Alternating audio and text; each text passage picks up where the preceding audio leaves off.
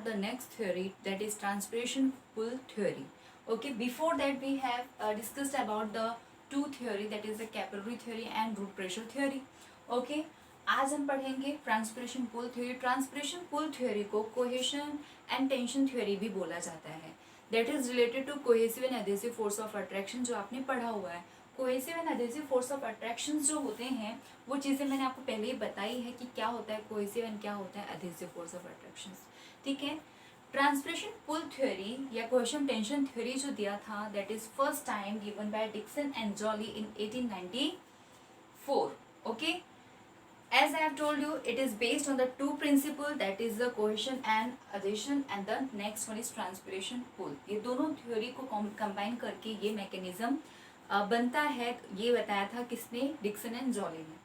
तो according to cohesion and adhesion force में मैंने बताया था कि वाटर मॉलिक्यूल्स में, जाइलम वेसल्स में क्या होता है, वहाँ पे एक फोर्स अप्लाई होता है, फोर्स ऑफ अट्रैक्शन होता है वाटर मॉलिक्यूल्स के बीच में और वाटर और जाइलम वेसल्स के बीच में, जिसको मैंने बताया था आपको कि कोहेसिव फोर्स वाटर मॉलिक्यूल्स के बीच में जो है that is the cohesive force. Due to the that forces क्या होता है, वहाँ पे एक कंटिन्यूटी बनी हुई रहती है. ठीक है, वहाँ पे मॉलिक्यूल्स के बीच में ब्रेकिंग नहीं होती है. ओके, एंड जाइलम वेसल्स के साथ क्या होता है, वो कंटिन्यूटी बना के रखता है. अट्रैक्शन होता है, इट मीन्स एडहेसिव फोर्स होने की वजह से क्या होता है वहाँ पे कि ऐसा बोल लो कि वहाँ पे एडहेसिव फोर्स होने की वजह से क्या होता है, कॉलम बना हुआ रहता है. अगर ये cohesive adhesive force of attractions अगर वर्क नहीं करते थे तो पानी ऊपर ट्रांसपोर्ट हो ही नहीं पाता था. ठीक है, वो नीचे के नीचे ही रह जाता था. तो दैट इज द थिंग कि यहाँ पे एक तो ये चीज़ें बताई थी कि सिर्फ ट्रांसपिरेशन पुल ही नहीं, सिर्फ ट्रांसपिरेशन ही नहीं, वहाँ पे कोहेसिव और एडहेसिव फोर्स ऑफ अट्रैक्शंस भी ज़रूरी है पानी को ऊपर पहुँचने के लिए. ठीक है, तो due to transpiration gradients of suction pressure. Transpiration की बात करें तो ट्रांसपिरेशन में हमने पढ़ा है पहले से ही कि लीव्स क्या करते हैं, ट्रांसपिरेशन करते हैं, वाटर लॉस करते हैं, एक्सेस वाटर लॉस करते हैं in the form of water vapour.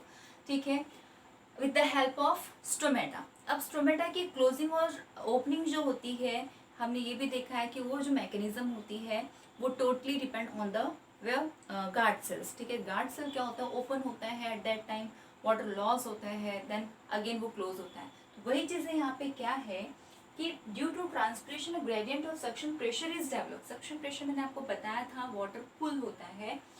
ठीक है, right from the guard cells up to the xylem in the leaf. This will create attention in the xylem. Consequently water column is pulled out of xylem. क्या होता है जब guard cell open होता है, ठीक है, गार्ड सेल इट मीन्स जब stomata open होता है तो गार्ड सेल क्या होता है, पानी से फिल्ड हो जाता है. और वही इट मीन्स नीचे से अगर बात करें तो ascent of sap, it means root से जाइलम के थ्रू क्या होता है, पानी ऊपर की तरफ लीव्स तक पहुंचता है, लीव्स वेन में जाता है. ठीक है, उस वेन से क्या होता है, गार्ड सेल में पहुंचता है पानी. गार्ड सेल की वजह से, अब गार्ड सेल जब पानी पहुंचता है तो वहाँ पे क्या होता है, ओपन होता है. ठीक है, इट मीन्स टर्गर प्रेशर के हेल्प से क्या होता है, वो ओपन होता है. और जब वो ओपन होता है तो एट दैट टाइम, क्योंकि पानी उसमें फिल हो चुका है, एट दैट टाइम क्या होता है, वाटर लॉस होते हैं. और जैसे ही वाटर लॉस हुआ वापस से क्या होता है, फ्लैसिड हो जाता है. क्या? Guard cell. अब वो फ्लैसिड हो जाने की वजह से अगेन यहाँ पे क्या होगा, ग्रेडियंट्स डेवलप होगा, सक्शन प्रेशर लगेगा. सक्शन प्रेशर ताकि गार्ड सेल वापस क्या हो जाए, पानी से फिल हो जाए, दोबारा वो ओपन हो और ट्रांसपिरेशन के थ्रू वाटर लॉस हो जाए. तो ये कंटिन्यू प्रोसेस चलती रहती है, जिसको क्या बोला गया, ट्रांसपिरेशन पुल थ्योरी. और यही प्रोसेस होने के वजह से क्या होता है, ascent of sap, it means from the root hair cells water will transport to the upper part, it means till the upper part like leaves. ठीक है, ये चीज़ें ट्रांसपिरेशन पुल थ्योरी में बताई गई. क्लियर हो गया. Now limitation. अब यहाँ पे ट्रांसपिरेशन पुल थ्योरी के मैकेनिज्म में भी कुछ लिमिटेशंस बताए गए. पहला लिमिटेशन ये कि वी नो कि एनवायरनमेंट में क्या होता है, वेदर चेंज होते रहते हैं, टेम्परेचर चेंज होता है, फ्लक्चुएशन होता है टेम्परेचर में. तो ऐसा बोला गया कि ड्यू टू टेम्परेचर फ्लक्चुएशन वहाँ पे क्या हो सकता है, जो वाटर मॉलिक्यूल्स के बीच में जो कंटिन्यूटी है वहाँ पे बीच में क्या होते हैं, एयर बबल्स डेवलप हो सकते हैं. और जब एयर बबल्स डेवलप होंगे तो वहाँ पे क्या हो जाएगा, उनकी कंटिन्यूटी में क्या हो जाएंगी, ब्रेक लग जाएंगी. ठीक है, बबल्स डेवलप हो जाएंगे, जिसकी वजह से वहाँ पे क्या होता है, कंटिन्यू, इट मीन्स पानी को ट्रांसपोर्ट ऊपर तक पहुँचने में प्रॉब्लम हो सकती है और वहाँ पे नहीं भी पहुँच सकता है। तो एक चीज़ ये बताई गई, due to temperature fluctuation during day and night gas bubbles में enters in the water column breaking the continuity. क्योंकि ट्रांसपिरेशन पुल में क्या बताया गया कि वहाँ पे कंटिन्यूटी बनी रहती है, जिसकी वजह से वहाँ पे क्या होता है, ब्रेक नहीं होता है। लेकिन यहाँ पे लिमिटेशन बताया गया कि टेम्परेचर फ्लक्चुएशन के होने की वजह से वहाँ पे बबल्स बन सकते हैं, ठीक है। तो एक तो ये लिमिटेशन थी। दूसरी चीजें, this assume that tracheids are more efficient than the vessels as their end wall support water column। इस लिमिटेशंस में मतलब इस ट्रांसपिरेशन पुल थ्योरी में क्या बताया गया कि ट्रैकिड्स जो होते हैं दैट इज मोर एफिशिएंट, मतलब ज़्यादा हेल्पफुल होते हैं पानी को ट्रांसपोर्ट करने में अकॉर्डिंग टू दिस थ्योरी। लेकिन एक्चुअली में ऐसा नहीं होता। एक्चुअली में क्या होता है, वेसल्स जो होते हैं वो ज़्यादा एफिशिएंट होते हैं पानी को ऊपर की तरफ पुल करने में। एक तो ये लिमिटेशन था। दूसरा, एक प्लांट इज स्मियर्ड, देखो ट्रांसपिरेशन पुल क्या बोलता है, ट्रांसपिरेशन पुल थ्योरी ये बोलता है कि लीव्स क्या करती हैं, ट्रांसपिरेशन करती हैं स्टोमेटा के थ्रू, वाटर लॉस करती हैं in the form of water vapour, और जैसे जैसे वो लॉस करती है वैसे वैसे वहाँ पे कंटिन्यूटी बनी होती है, वहाँ पे ग्रेडिएंट सक्शन प्रेशर अप्लाई होता रहता है और पानी ऊपर की तरफ पुल होती रहती है। लेकिन यहाँ पे एक चीज़ की गई, ठीक है, एक एक्सपेरिमेंट किया गया कि जब वहाँ पे प्लांट्स को, ठीक है, प्लांट पार्ट्स को या फिर एक बोल लो लीव्स को जब क्या किया, स्मियर्ड मतलब उसमें वैसलीन पोत दिया गया, लगा दिया गया, तो वहां पे क्या होना चाहिए, ट्रांसपिरेशन रुक जाना चाहिए। और ट्रांसपिरेशन रुका, it means what will happen, pull, it means पानी का ऊपर की तरफ ट्रांसपोर्टेशन जो है वो भी रुक जाना चाहिए। लेकिन ऐसा नहीं होता है, ठीक है, ऐसा नहीं होता है। If plant is smeared with vaseline in order to stop transpiration, even then ascent of sap occurs, ठीक है, ट्रांसपिरेशन रुक जाता है लेकिन फिर भी क्या हो रहा है, वहां पे असेंट ऑफ सैप हो रहा है। कहने का मतलब ये है कि टोटली डिपेंड नहीं होता है ट्रांसपिरेशन के ऊपर, क्या, असेंट ऑफ सैप, ठीक है, पानी का मूवमेंट जो है ऊपर की तरफ वो टोटली लीव्स के ऊपर, ट्रांसपिरेशन के ऊपर डिपेंड नहीं होता है। ये इस एक्सपेरिमेंट से पता चला, ठीक है। एक तो ये लिमिटेशन जो कि यहाँ पे उन्होंने क्या बोला था कि प्लांट लीव्स स्टोमेटा जो होता है वो ओपन होगा, एट दैट टाइम वहाँ पे वाटर लॉस होगा, फिर वहाँ पे क्या होगा, ट्रांसपिरेशन मतलब वाटर जो है उसका असेंट ऑफ सैप जो है वो बना रहेगा, वाटर का ट्रांसपोर्ट बना रहेगा, जो कि वो चीज़ें निग्लेक्ट हो गई। देन ऑल्सो अकर इन डेसिडस प्लांट। अब डेसिडस प्लांट्स भी नो कि डेसिडस प्लांट क्या होता है, ऑटोमन सीजन में अपने पूरे लीव्स जो होते हैं वो शेड कर देते हैं। अब वहाँ पे जब उन्होंने लीव्स शेड कर दी तो क्या वहाँ पे पानी का एब्जॉर्प्शन रुक गया? नहीं, क्योंकि पानी तो हमेशा उनको ज़रूरत है। अब जब वहाँ पे लीव्स नहीं रहा तो पानी का तो वहाँ पे भी एब्जॉर्प्शन होता ही रहेगा। तो ये चीज़ें ट्रांसपिरेशन पुल थ्योरी ने नहीं बताया। तो यहाँ पे एक ये भी लिमिटेशन हुआ कि डेसिडस प्लांट में लीव्स नहीं होता है, ट्रांसपिरेशन नहीं होता है, लेकिन फिर भी तो वहाँ पे क्या हो रहा है, असेंट ऑफ सैप हो रहा है। तो कहने का मतलब इस लिमिटेशन से ये इस ड्रॉबैक से ये पता चला, ठीक है, इस ऑब्जेक्शन से ये पता चला कि सिर्फ और सिर्फ लीव्स नहीं होती है वहाँ पे ट्रांसपिरेशन ठीक है, ट्रांसपिरेशन सिर्फ लीव्स में होता है, लेकिन जो उन्होंने असेंट ऑफ सैप सिर्फ लीव्स के थ्रू बताया, ट्रांसपिरेशन के थ्रू बताया, वो चीज़ें निग्लेक्ट हुई, ठीक है। कुछ हद तक सही है, मतलब वी नो कि मोस्टली जो क्या होता है, पानी अपटेक होता है, वाटर अपटेक होता है from root to upper parts, that is from transpiration, ठीक है।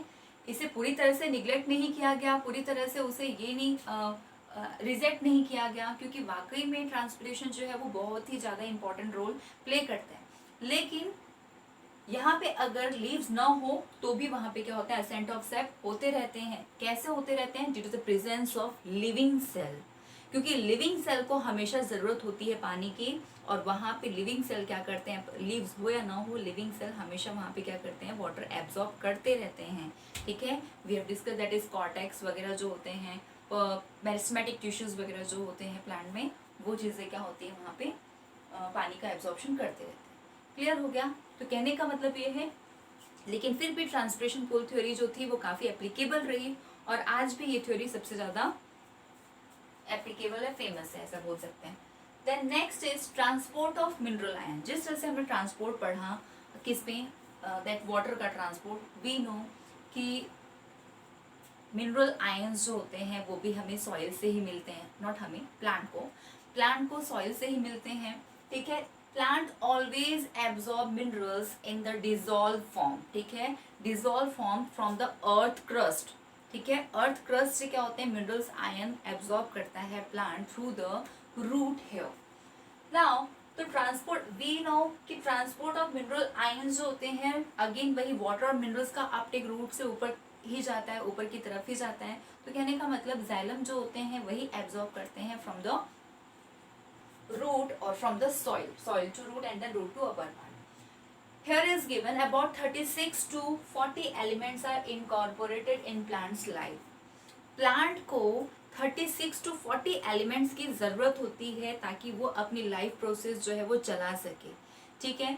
अब यहाँ पे कैसे पता चला, तो जब प्लांट की ऐश जब प्लांट को जलाया जाता है तो जो उनकी ऐश मिलती है, राख मिलती है, उस राख को उन्होंने ऑब्जर्व किया, उन्होंने एक्सपेरिमेंटली उसे देखा, तो ये पता चला कि वाकई में प्लांट के अंदर मिनरल्स होते हैं, उनके ऐश से पता चला। तो यही चीज़ें यहाँ पे है कि 36 to 40 एलिमेंट्स वहाँ पे बताए गए।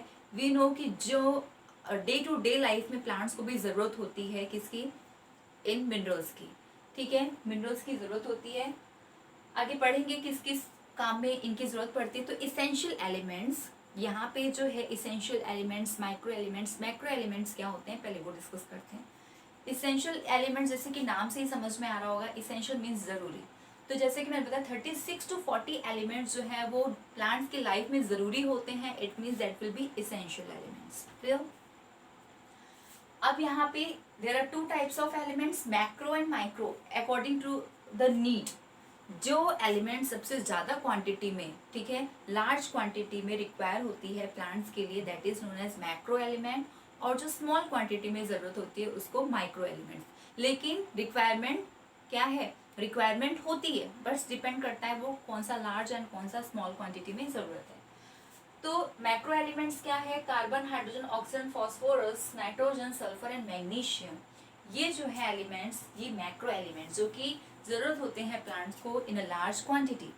And the next one is copper, cobalt, manganese, boron, zinc, ये होते हैं माइक्रो एलिमेंट्स जिनको बहुत ही स्मॉल क्वांटिटी में प्लांट्स को नीड होती है। अब मिनरल्स आयंस की ज़रूरत क्यों होती है प्लांट्स के लिए, तो I have written here, it is needed for the apical area में जो होती है वहाँ पे ज़रूरत होती हैं, यंग लीव्स जो होती है वहाँ पे ज़रूरत होती है, सीड्स बनने में ज़रूरत होती है, फ्रूट्स बनने में ज़रूरत होती है, ठीक है। स्टोरेज ऑर्गन जो होती हैं, स्टोरेज ऑर्गन यू नो, ठीक है, जहाँ पे फूड क्या होता है, स्टोर होता है, वहाँ पे ज़रूरत पड़ती है, ठीक है। तो ये चीज़ें हमने पढ़ी। नाउ अब मिनरल्स आयन का ट्रांसपोर्ट, ये तो पता चल ही गया है कि आपको जाइलम के थ्रू ही ट्रांसपोर्ट होते हैं, जाइलम वेसल्स के थ्रू होते हैं, वाटर के साथ मिक्सअप होके, डिजॉल्व फॉर्म में बोला है, ऑब्वियस सी बात है, वाटर के साथ मिक्स होके देन जाइलम सेप के थ्रू ऊपर आते हैं यहाँ पे। लेकिन एक चीज़ और बता दूं मैं, ऐसा ज़रूरी नहीं है कि जाइलम जो होते हैं, ऐसा बोल सकते हो कि जितने भी एलिमेंट्स जो हैं वो सिर्फ क्या होते हैं, सॉइल से ही एब्जॉर्ब होते हैं, हर वक्त सॉइल से एब्जॉर्ब होते हैं, ऐसा नहीं है। कुछ भी यहाँ पे क्या होते हैं, मिनरल्स जो होते हैं एक बार प्लांट्स के अंदर पहुँच गए तो वहीं पे रीमोबिलाइज होते हैं। Now what is a remobilised, okay, remobilise क्या होता है इस चीज को समझें। I have written here minerals ion can be remobilized within the part of the plants. It means suppose young leaves है, young leaves है, वो young leaves में जितने भी मैंने बताया यहाँ पे young leaves also required mineral ions, पहले young leaves को mineral ion पहुँचे for their developing, ठीक है। अब वो उसका क्या हुआ, एजिंग हो गई, अब एजिंग होने के बाद वो ओल्ड बना, एंड ओल्ड होने के बाद अब उसकी बारी आ गई क्या, शेड होने की, ठीक है। अब before shedding their leaves what that leaves will do, वो क्या करेगा, जो भी उसके पास जो मिनरल्स थे, ठीक है, जो मिनरल्स थे वो मिनरल्स क्या करेगा, दूसरे प्लांट पार्ट्स को जहाँ पे रिक्वायरमेंट है या दूसरे ग्रोइंग लीव्स को क्या करेगा, वो ट्रांसपोर्ट कर देगा, और जब वो डिस्ट्रीब्यूट कर देगा तो उस प्रोसेस को क्या बोलते हैं, रीमोबिलाइज कर देगा, ठीक है। तो यही चीजें यहाँ बताएगी कि मिनरल आयंस जो होते हैं वो प्लांट के कुछ पार्ट में रीमोबिलाइज होते रहते हैं कि हाँ भाई तेको जरूरत है, तू ले ले, मैं जा रहा हूँ, तो ये चीजें होती हैं।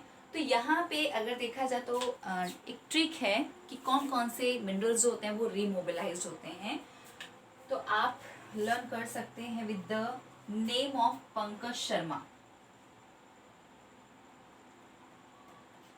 पंकज सॉरी एंड शर्मा का सिर्फ एस। तो यार पी फॉर फॉस्फोरस, ठीक है, एन फॉर नाइट्रोजन, के for potassium and S for sulphur. तो ये जो है these are the what remobilised, ठीक है, रीमोबिलाइज्ड। ओके तो ये जो है रीमोबिलाइज्ड मिनरल्स हैं जो क्या होते हैं प्लांट पार्ट्स में आपस में ही क्या होते हैं ट्रांसपोर्ट होते हैं, ठीक है, एक्सचेंज बोलो या फिर डिस्ट्रीब्यूशन बोलो, रीमोबिलाइज होते रहते हैं। और कुछ सिर्फ एक ऐसा एलिमेंट्स होता है दैट इज कैल्शियम। कैल्शियम जो होते हैं वो रिमोबिलाइज नहीं होते हैं, ठीक है, वो वहीं के वहीं रह जाते हैं। इट मीन्स प्लांट शेड हुआ तो उस पार्ट में ही वहीं के वहीं रह जाते हैं, ना वो नीचे जाते हैं ना वो प्लांट पार्ट से दूसरे पार्ट से वो डिस्ट्रीब्यूट होते हैं।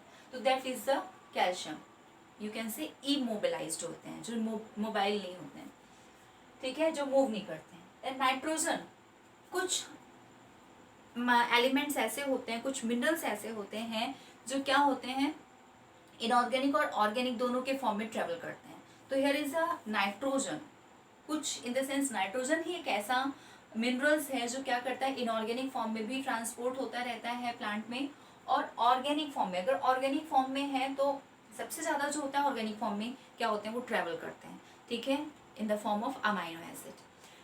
और इसके अलावा फॉस्फोरस और सल्फर जो हैं वो इनऑर्गेनिक फॉर्म में ही क्या होते हैं प्लांट बॉडी में ट्रेवल करते हैं, जहाँ पे ज़रूरत है वहाँ पहुँचते हैं। तो ये चीज़ें हमने यहाँ पे पढ़ी, बस और कुछ भी नहीं है। मिनरल लाइन का ट्रांसपोर्ट कैसे होता है बस वही चीज़ें हैं, ठीक है, बस यहाँ पे ये इंपॉर्टेंट है, ये आप ध्यान रखना, रिमेम्बर कर लेना इसको कि ये चीज़ें। तो यहाँ पे मैंने ट्रांसपिरेशन के को एक्सप्लेन करने के लिए यहाँ पे एक डायग्राम बनाया था। देखो यहाँ पे सॉइल जो है suppose just in short soil है, सॉइल क्या कर रहा है रूट हेयर ऑस्मोसिस के थ्रू रूट हेयर क्या कर रहा है सॉइल से वाटर एब्जॉर्ब कर रहा है, ठीक है, वाटर एब्जॉर्ब होने के बाद कहाँ पहुंचा वो स्टेम में पहुंचा, और स्टेम में क्या हो रहा है कोहेसिव और अधेसिव फोर्स के थ्रू क्या हो रहा है ऊपर प्लांट पार्ट्स के स्टेम पे और लीव्स तक वो पहुंच रहा है, ठीक है। और देन यहाँ पे ट्रांसपिरेशन हो रहा है, ट्रांसपिरेशन जैसे वाटर लॉस हुआ यहाँ पे अगेन पुल बनेगा, ठीक है, और अगेन वहाँ पे सक्शन प्रेशर डेवलप होगा, वहाँ पे सक करेगा किसको वाटर को, and then this process will be goes on, ठीक है। तो ये चीज़ें हैं ट्रांसपिरेशन में एंड